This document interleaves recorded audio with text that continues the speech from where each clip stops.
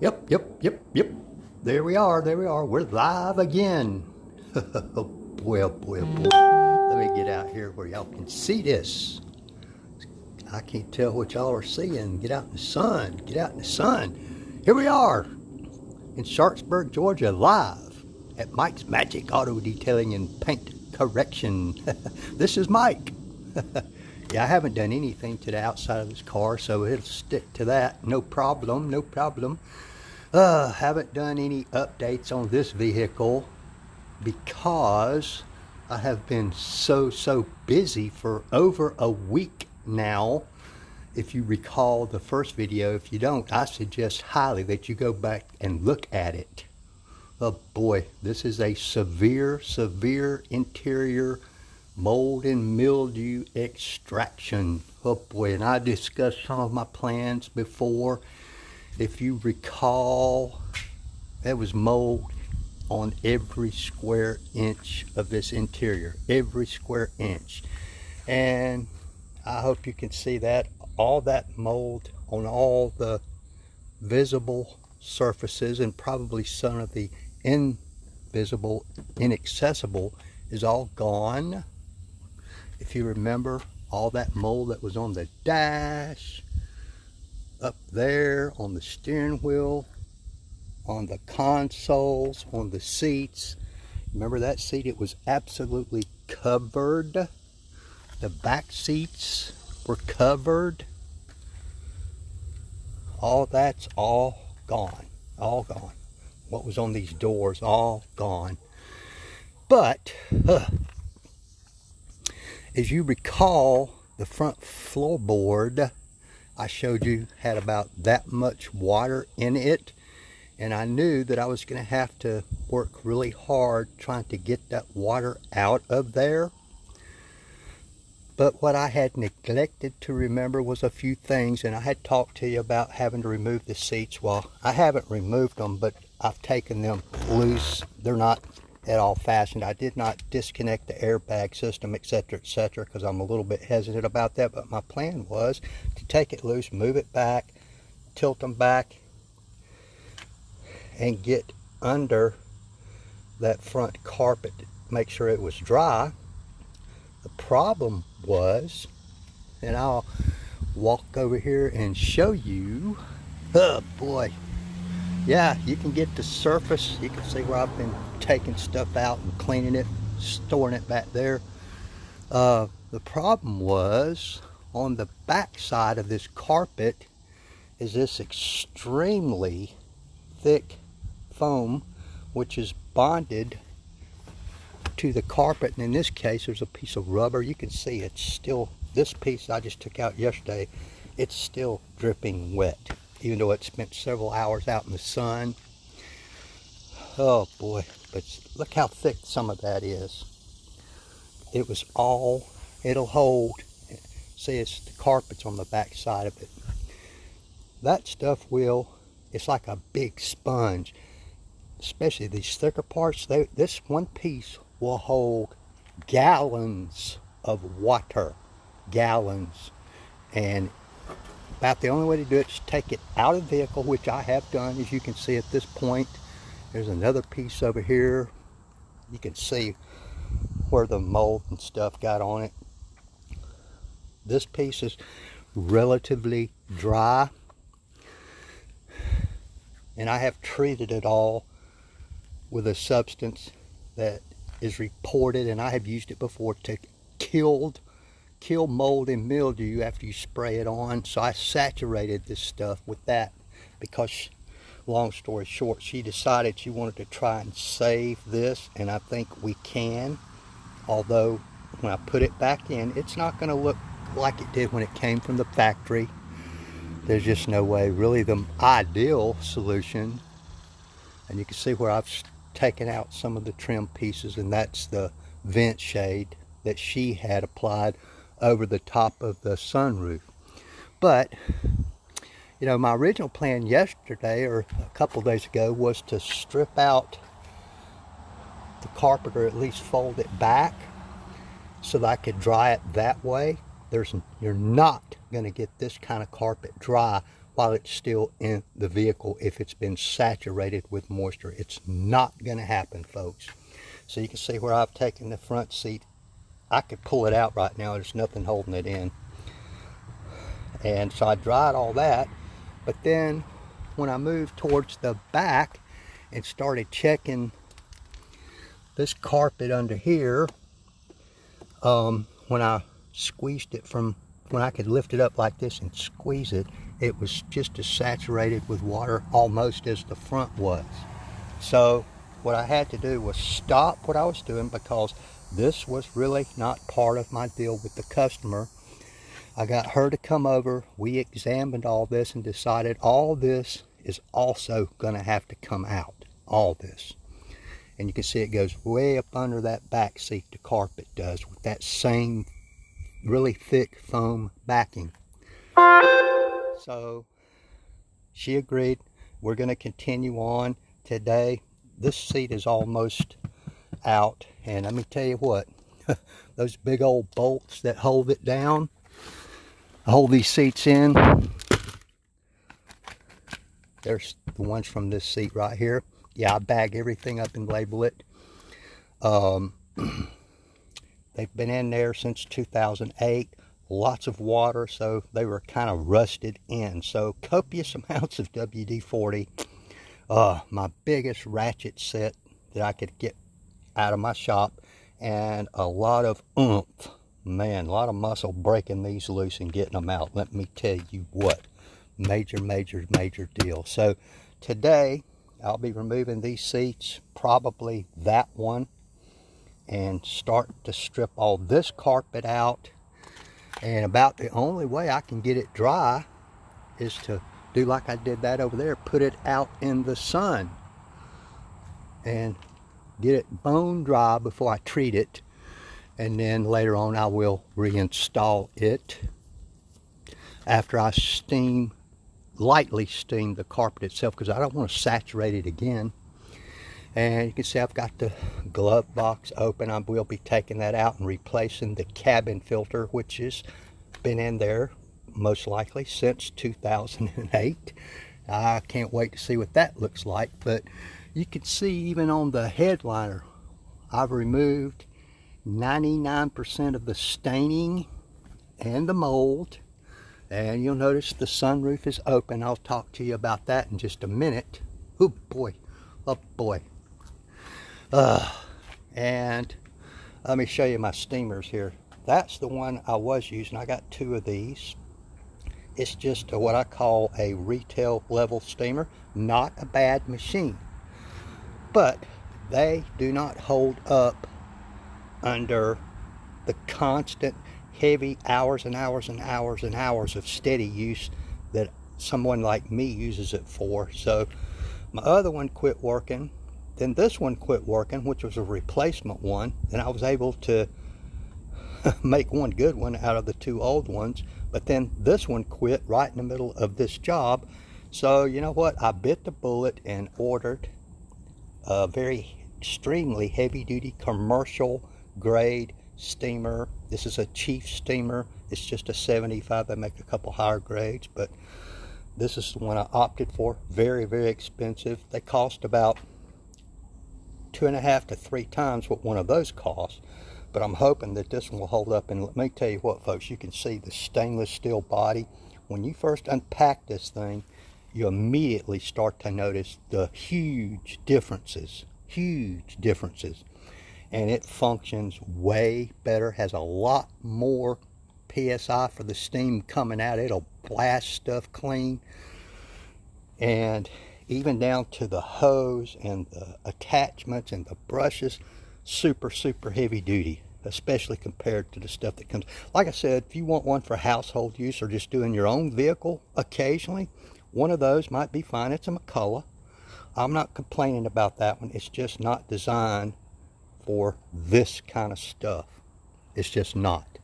And it won't hold up over long hours and hours and hours of constant steaming and refilling and refilling and refilling.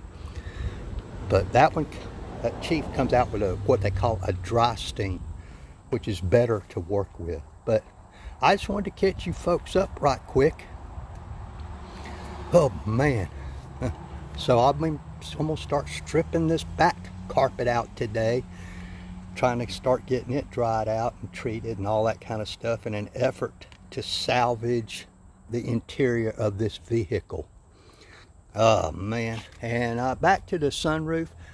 That was the source of the leak, or I'd say 98% of the leak. Right up in the, let me see if I can get up here, kind of show you guys. On these vehicles, and a lot of other ones I understand, the sunroof is open. What happens is this doesn't seal very well, even when it's shut. And in a torrential downpour or constant presence of water, water gets down in this tray, and in each front corner of this thing, there's two what I call drainage hole, weep holes, with a plastic tubing attached, which runs down inside the pillar post and down, and empties out behind your front tire.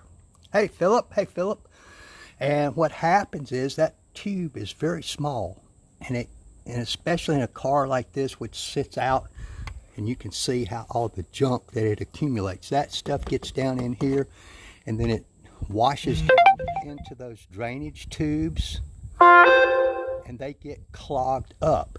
And when they get clogged up, this water cannot drain out, and this fills up and begins to weep down in. This is the top side of the headliner right here. It gets down in here and it flows underneath here down. Sometimes you'll see it coming down the windshield. It goes down the pillar post and ends up in your electronics and in your floor, like this one did. You know, that water was that deep. And that was only the tip of the iceberg, because underneath the surface of the carpet, where the water was that deep, was that thick foam I showed you a few minutes ago. It was saturated. So you could wet dry vac all you wanted, and just a minute later it would be that deep in water again, where it was wicking up from underneath. And I have filled my wet dry vac completely up several times, trying to suck as much water out of there as possible, and it would still be puddling up. But what I've done, these drainage tubes are now completely free and clear. What I did was take that stuff that kills mold and mildew and all that. I heated the water up to a very hot temperature. I put it down in the tubes and let it sit for, I don't know, 5 minutes or so. And then I took my air compressor with a long tube and a rubber tip on the end. I inserted it into that weep hole, and there's actually two. Put my finger over the top of the second one and blew those out till they were free and clear. Then I repeated that process, did it on both sides, and then I went back and tested it with a cup of water, and now the water just free flows right out onto the ground behind the tire, which is what it is supposed to do. Now, just because it's free and clear now doesn't mean it will stay that way for very long. So I would say about every 6 months or so, probably need to repeat that process, especially on these vehicles. They are notorious for that. And it's not, if you have an air compressor, or you could probably do it even with a can of that compressed air that you buy like off a supply place. But first treat it with something that'll help clean it out, and then just blow it out. And you don't have to take anything apart to do this. Now, there was a vent shade on this one that the customer had applied that I had to remove because it came up over this and I couldn't get access, so I had to remove that, which is pretty simple to do if you know how to do it. She is thinking about leaving it off, so I will not reapply it. And what we decided, I'm just going to take it and stand it up over in the corner of my garage for a while until she decides whether she wants to put it back on or not. There's advantages and disadvantages to having it on there.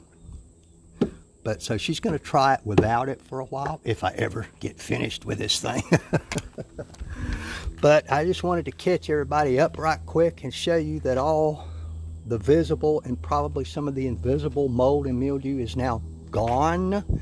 And this car is relatively clean, way compared to what it was. So, but now I'm gonna have to continue on and start stripping the carpet out from the front seats back, because I said there's a lot of it that I can access that is just as wet as the front carpet was.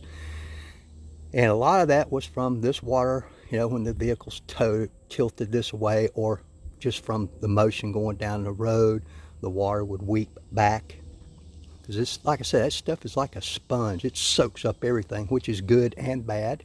And also, she suspects that this so-called moon roof up here was also leaking, because she said when they'd be riding down the road in a rainstorm, the kids back here would say, "Mama, it's raining on us." And she said it would come out of there, out of that switches up there, the light switches. It would just drip out. Of course, I've cleaned all that up, but my research also shows that these things are notorious for leaking. It doesn't open. It's just a piece of glass. It sits down in there in a rubber gasket, but my research says that they did not, a lot of times, install those properly. So the DIY solution is get up on top here, and as you can see, it's, you know, the water's going to come down in this little crack, and it's going to stay there.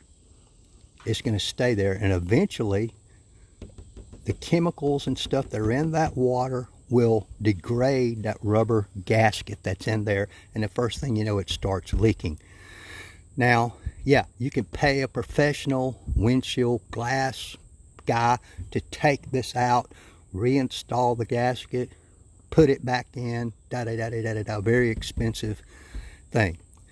But I've been told that you can take silicone or whatever substance you desire, and you can fill this in, let it overlap a little bit, and that will stop this. You will have to redo it on occasion, just like you have to re-clean those, but that will stop this leaking. And she said she's going to do that herself. She's a fairly adept person at doing this sort of thing, but she just doesn't have the time to do all what I'm doing here. So she's going to handle that. As I said, I fixed the leak in the sunroof. But today I'll be removing back seats and carpet and all that kind of stuff. It's a beast, let me tell you. And it's really hard to do by yourself, manhandling these seats once you get them loose. And getting them loose, hell, that ain't, that's a big battle in and of itself. But, and then hopefully, at some point, we'll get to tackle the outside. You might recall, just for funsies, while I was waiting on that steamer to get here, I did wet sand and compound and polish and seal that door, which she had some sort of accident or something, and there was a lot of scratches. I mean, deep scratches. Some of it's all the way down to the primer, which that is still there. You cannot get rid of that by buffing. But as far as paint correction goes, it has been enhanced probably as good as it can be without repainting it.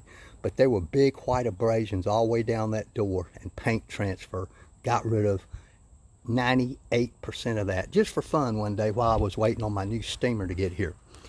But folks, if you want to keep up with this journey and you're watching on YouTube, hey, hit that subscribe button and it'll notify you of future videos in this adventure and others. I've got a couple of more projects coming in, which will be maintenance projects for a regular customer.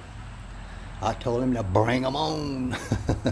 You know, the problem's been is that I've had to keep this vehicle in the garage, except when the sun was shining, until I got those leaks fixed, because I did not want it raining and getting more water in there than was already in there. And I, you know, can't really wash this car until all that is fixed, for the same exact reason. Of course, it's like I told Angela, hell, I guess we could wash it from the roof down,